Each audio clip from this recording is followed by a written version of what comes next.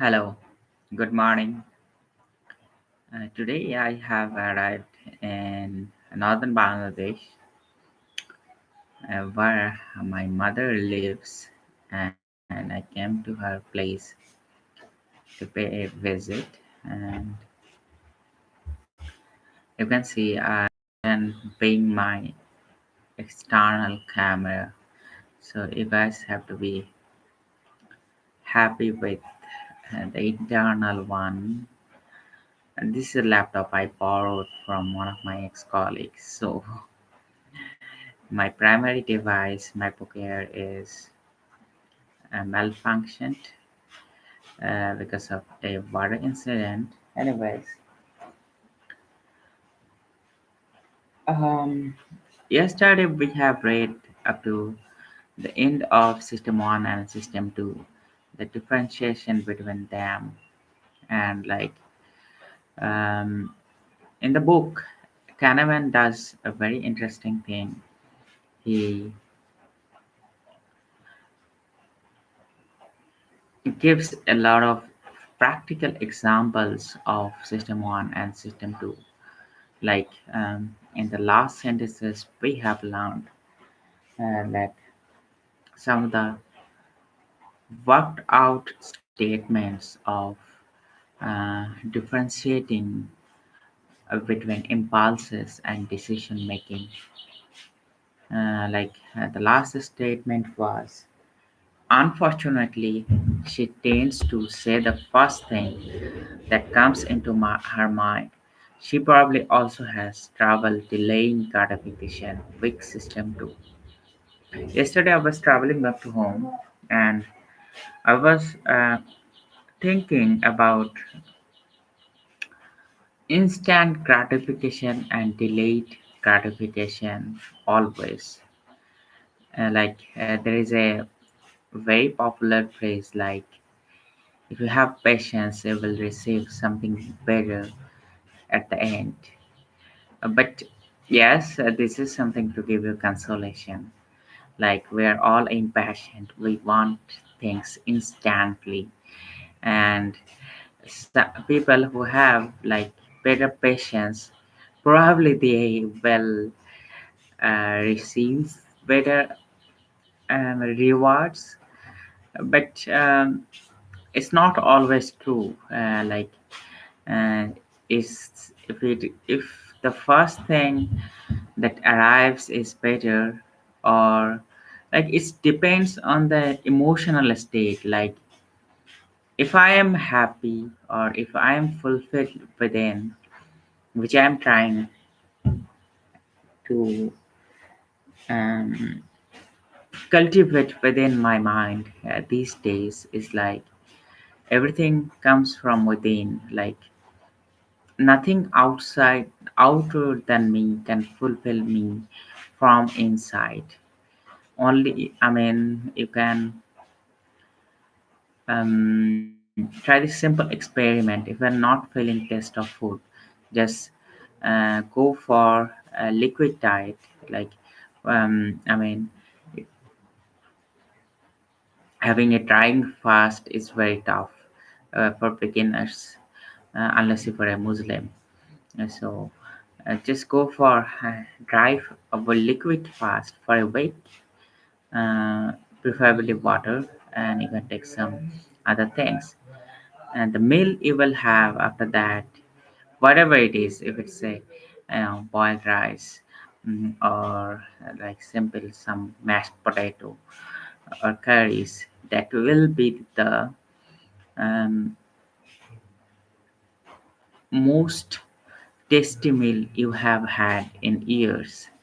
There's two ways to cultivate satisfaction within ourselves. One is to chase the obsessive next urge, like, what is the next big thing? And another is like stopping um, doing anything, and stopping exposing to that specific material, then starting from zero again. So in that way you will have better inner calm or better clarity, like what is really necessary, rather than, you know, like if you are missing taste in food, you will be spending thousands of um, dollars, or BDT, in food with lots of spices and everything, and it will miss taste, because this mechanism works from internal, organs. Like, taste is not something we found in external materials. Taste is something we create within ourselves, such as, you know a sense of accomplishment, or um, like satisfaction. It works in the medicine domain too. Like, if you are taking a lot of sleeping pills and it's not working, you are just going upward with the doses, your body will take a huge toll on it. And like, our bodies are designed such a way, it will be hazardous for your health, and mental and physical too. But this is what I have tried. Like, if you go without medication for 3 to 4 days or night, and come back again in the medication, um, it will work again because like, I don't know, I mean, consult with your doctor prior, but I have tried that, and it worked very well for me, because these chemicals, I mean, our body stops responding to them after some time. So but you will be going through a very strong withdrawal, you will have restless nights. But I have realized, like, it's the subconscious negativity. It's not like you will die or something very harsh will happen if you go without sleep for 2 or 3 nights. It will function very well. And another thing is, like, it's not about being asleep. Like, if you're not being able to sleep, you can lay down with your eyes closed, and you will be in a restful state, completely doing nothing. I mean, not with any electronic devices, books, or whatever. This is what I try now. I have stopped taking sleep medication, and I was very dependent on them for some time. And I'm happy I have been trying these strategies these days when I'm having sleep issues. I start a timer from very minimal, like 2 minutes to 5 minutes, 10 minutes, and try to lay down with my eyes closed and practice inside meditation. And after some time, I am fully asleep. And this is working very well. Anyways, I will start my reading. Um, this is most about associative machine. Today we will read.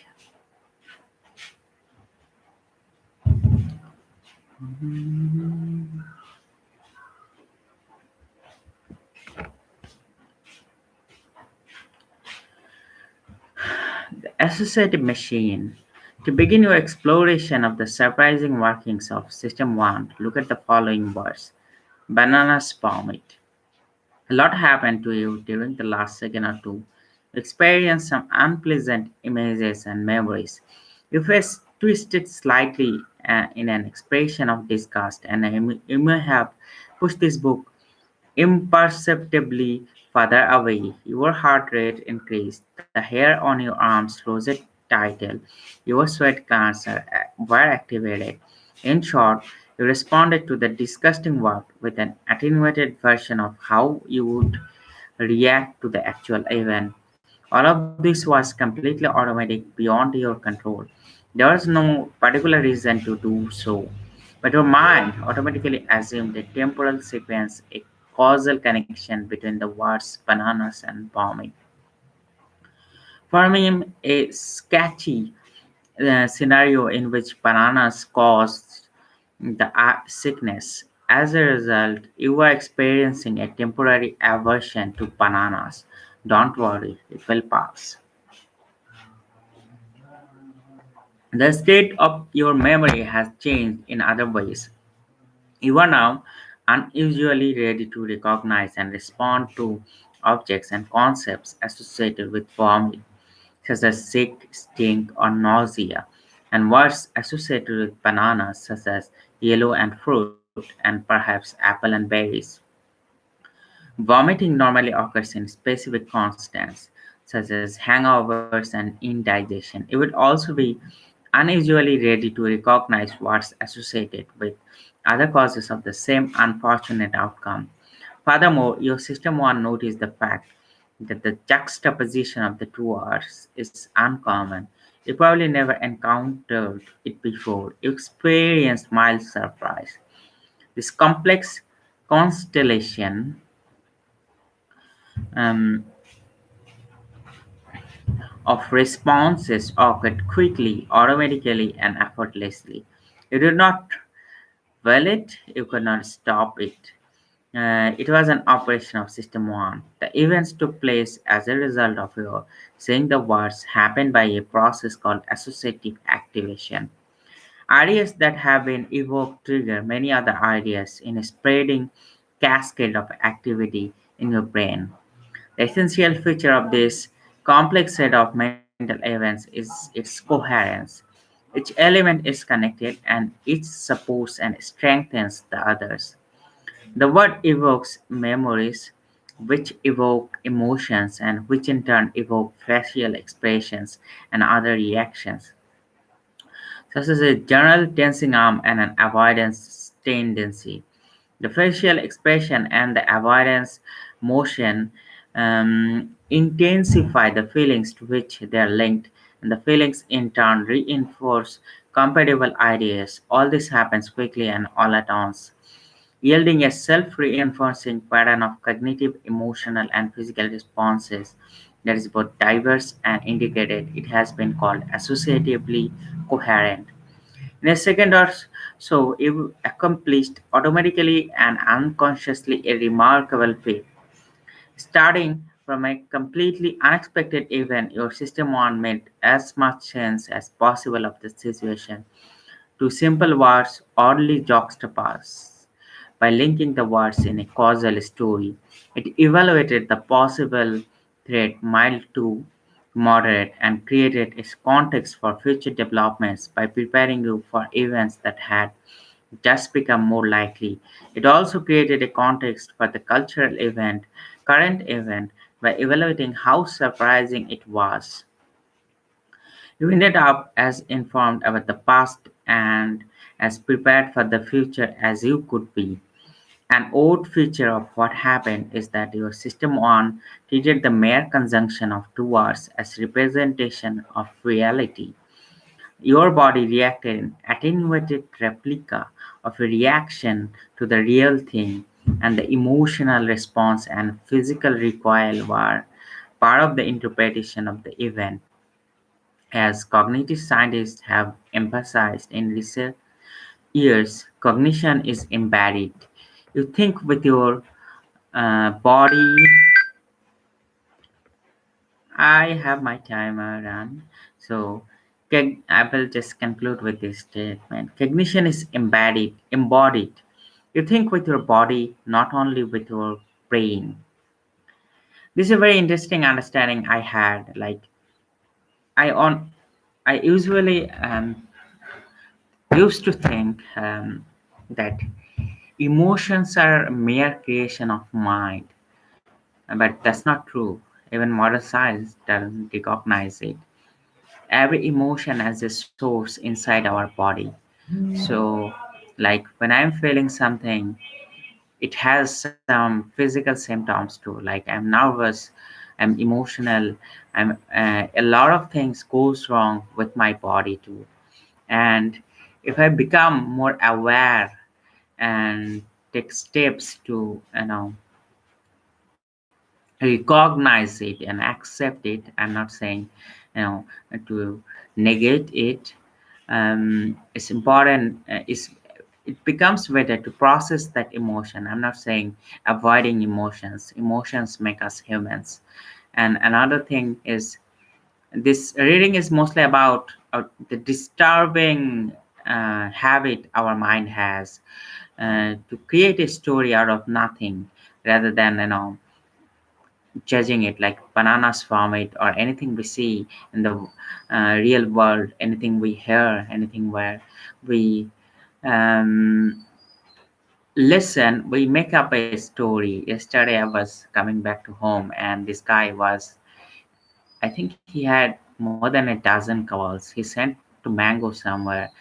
Initially he was catastrophizing that, because he was thinking that the courier person who had transported the mangoes stole some of them, and he was calling back and forth, back and forth. He was very angry, and he was asking the people whom he had sent the mangoes to count it again and again.